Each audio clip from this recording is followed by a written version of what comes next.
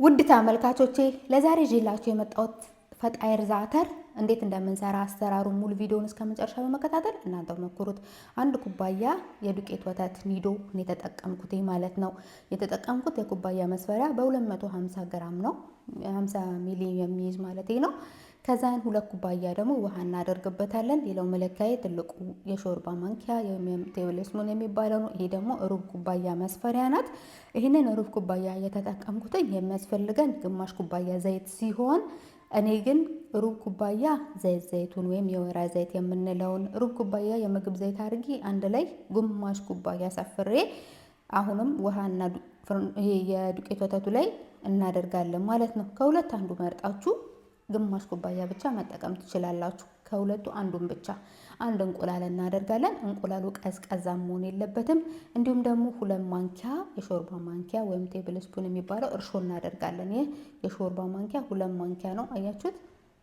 2 ማንኪያ ድርበብ በጣም አትሙሉት። ስኳሩን ግን በደንብ ሞልቼ ነው የሰፈርኩት። ሁሉንም ግብአት በጎድጓዳ ሳህን እናደርግና እንበጠብጣለን። እንቁላል ቀዝቃዛ አትጠቀሙ፣ እርሾ ስላለው ማለት ነው። ይሄ 2 አይነት ዛተር አለኝ። ይሄኛው ፈጣይር ላይ የምናደርገው ሲሆን ይሄኛው ደግሞ ራሴ አድርቄ ነው። ብዙ አይነት ዛተር አለ። ለዛሬ ማሳያችሁ እነዚህ 2 አይነቱን ዛተር ነው። የዛኛውን ድብልቅ ምን እንደሆነ እኔ አላቅም። የተዘጋጀ ነው የመጣ ነው።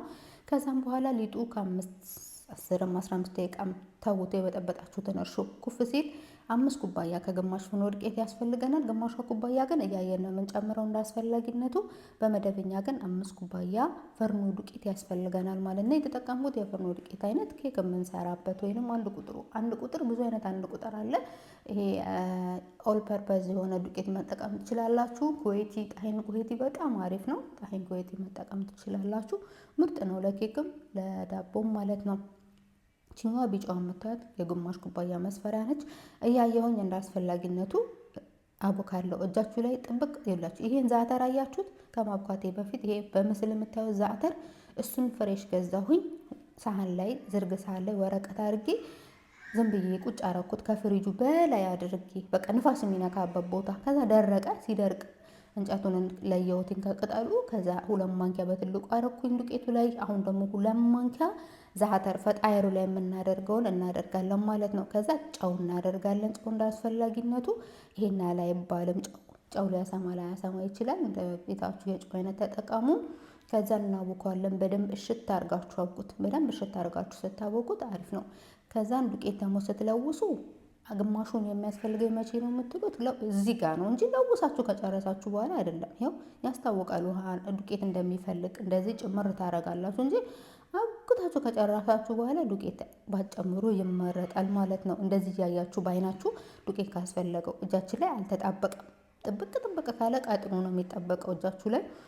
ድርቅም ካለ ደግሞ ፈጣይር ራሱ ሲጋገርም ይደርቃል። ስለዚህ አታብዙበት። ዱቄት 5 ኩባያ ከሩብ በደንብ ይበቃዋል ማለት ነው። ዘይት በሌላ ጎድጓዳ ሳህን ያደረኩትኝ ሊጡን ላስቀምጥበት ነው። ያቦካውበት ሳህን ትንሽዬ ስለሆነች ማለት ነው።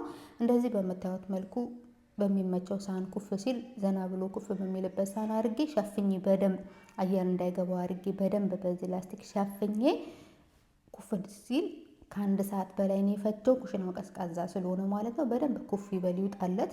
ከዛም በኋላ ነው መጋገር የምንጀምረው። እኛ እስከዛ ዛተር በዘይት ዘይቱን እንደባልቃለን። እዚህ ጋር ዘይት ዘይቱን አስፈላጊ ነው። ዘይት ዘይቱንና ዛተር ፈጣይር ላይ የምናደርገውን እንለውሳለን። መጠኑ እንዳስፈላጊነቱ ነው። እውነት ለመናገር እኔ አልሰፈርኩም አልለካውም። ግን እዚህ ጋር ስታደባልቁ አታቅጥኑት። ዛተሩን ዘይት ዘይቱን አታብዙበት፣ በጣም እንዳይቀጥል። በጣም ወፍሮ ደግሞ ለመቀባት የማይመች አታደርጉት። ከዛ የምንጋግርበትን ሳህን ወረቀት እናደርጋለን። ወረቀት ከሌላችሁ በስሱ ዘይት ቀቡት። በስሱ ሳታበዙ ወረቀቱ እንዲይዝላችሁ ከስር ዘይት ቀቡት፣ ሳህኑን ማለት ነው። ከዛ ወረቀት አድርጉበት። ወደም ወረቀቱን ይይዝላችኋል ማለት ነው።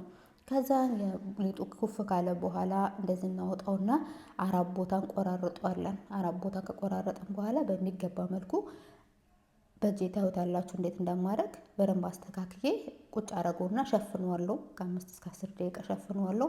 ከዛን 5 ደቂቃ ራሱ ብትጠብቁት ከዛ በኋላ ያለውን አንዱን ባንዱን በተራ ተራ እስከምትሰሩ ድረስ ሌላኛው ቁጭ አለላችሁ ማለት ነው። ይሄ እንግዲህ በደንብ ሊጡ ኩፍ እንዲል ለማረጋገጥ ነው እንጂ ኦልሬዲ ሊጡ ኩፍ ብሏል። እኔ ምንም ሰዓት አልወሰደብኝም። ምክንያቱም ከ1 ሰዓት በላይ ነው ሊጡ ኩፍ ያለው ማለት ነው። ቀዝቃዛ ስለሆነ ኩሽናው ለማንኛውም ግን ያኛው አንዱን ሰርታችሁ አንዱን እስክትመጡ ድረስ የግድ ሊጦቹ መሸፈን አለባቸው በጨርቅ ማለት ነው። በቀጥታ ደግሞ ሙከይፍ የሚያገኘው ቦታ አታድርጉ። ሙከይፉ እርጥበቱን ስለሚያወጣ ስለሚያደርቅ ሊጥ ማለት ነው። ከቻላችሁ ሙከይፉ በቀጥታ እዛ ላይ አይረፍ ሊጡ ላይ ማለት ነው። ከዛ እንደዚህ እንዳመጣለን ቅድም የለወስነው ዛተር አለ እሱን እናደርጋለን። የኦቭኑ የሙቀት መጠን እንደ ኦቭናችሁ ይወሰናል። የኔ የኦቭኑ የሙቀት መጠን በ160 ካልተሳሳትኩ በ160 ወይ በ150 ነው ብዙ ጊዜ የምጠቀመው፣ ወይ 170 እንዳስፈላጊነቱ። ለምን በሉኝ የፈጣይሩ መጋገርበት ሳህን ይወስነዋል። ሳህኑ ወፍራም ከሆነ ረጅም ሙቀት ትልቅ ሙቀት ስለሚፈልግ ማለት ነው። እንደዚህ በምንቀባበት ሰዓት ከሁለት በዚህኛውና በዛኛው በኩል ያለውን አያችሁ ጫፉን አላስነካውም። ለምን ስንጠቀልል ያው ከጫፍ ጀምራችሁ ከነጩ ጀምራችሁ ቀስ ቀስ እያላችሁ ወርታች ጫን እያላችሁ በደንብ ነው የምትጠቀሉት እንጂ ዝም ብላችሁ ሸብለል አይደለም የምታረጉት። ከጎን ካጠረባችሁ ቁመቱ ሳብ ስታረጉት ሊጡ ይሳባል። በደንብ ከጠቀለላችሁ በኋላ የመጨረሻዋም ዛተርና ዘይቱን ስላልነካት እዚህ ጋር አምጥታችሁ ስታጣብቁት በደንብ ይጣበቃል ማለት ነው። ይህ ምንድነው እንዳይከፈት በኋላ ሳህኑ ላይ ሊጡን ክፍትፍት እንዳይልባችሁ ጥቅልሉን እንዳይለቅ ማለት ነው። ከዛ አያችሁት እገለብጧለሁ። የተቆነጠጠ ወይም የተጣበቀው ፓርት ወደ ታች ይሆናል ማለት ነው። ሊጡ ሳብ ብሎ ከቀጠነባችሁ መልሱት በእጃችሁ። ከወፈረባችሁም ሳብ ስታረጉት ይስተካከላል ማለት ነው። በቢላ ወይንም ደግሞ በክር አሊያም ደግሞ እንደዚህ በሊጥ መቁረጫ መቁረጥ ትችላላችሁ። በክር ይመረጣል። ብዙዎቹ እንደዛ ነው የሚቆርጡት። ስለሌለኝ እኔ የለካሁት ጣቴን ነው ምልክት ያደረኩት። ሳህኑ መጋገሪያ አራት ማዕዘን ሊሆን ይችላል፣ ክብ ሊሆን ይችላል። እንዳገኛችሁት ሳህን ልክ እንደዚህ የቆራረጥነውን ካደረግን በኋላ በጣታችን ጫን ጫን እንለዋለን። ይህ ምንድነው በመካከላቸውን ያለውን ርቀትን ለመወሰን ይረዳናል ማለት ነው።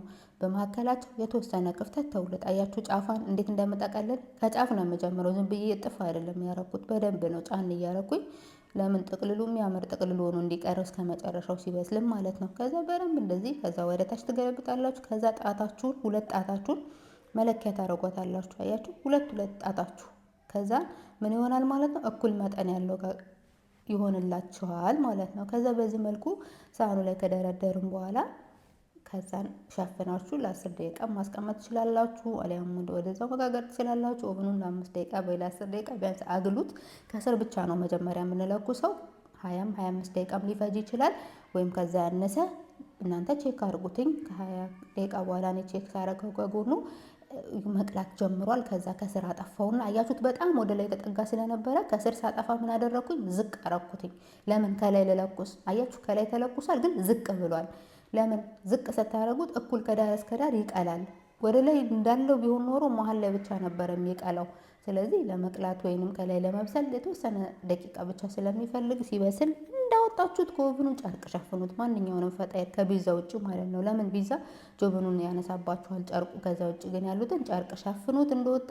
ከዛም በኋላ ለስልሶ ይቆያል ማለት ነው፣ አይደርቅባችሁም። በዚህ መልኩ ትጋግራላችሁ። ጥያቄ አስተያየት ካላችሁ ኮመንት ስር ጻፉልኝ። በጣም የወደዱት እኔ ራሱ በጣም የወደድኩት ቆንጆ ፈጣይር ነው። ላይክ ሼር ማድረግ አትርሱ። አሰላሙ አሌይኩም ወራህመቱላሂ ወበረካቱሁ።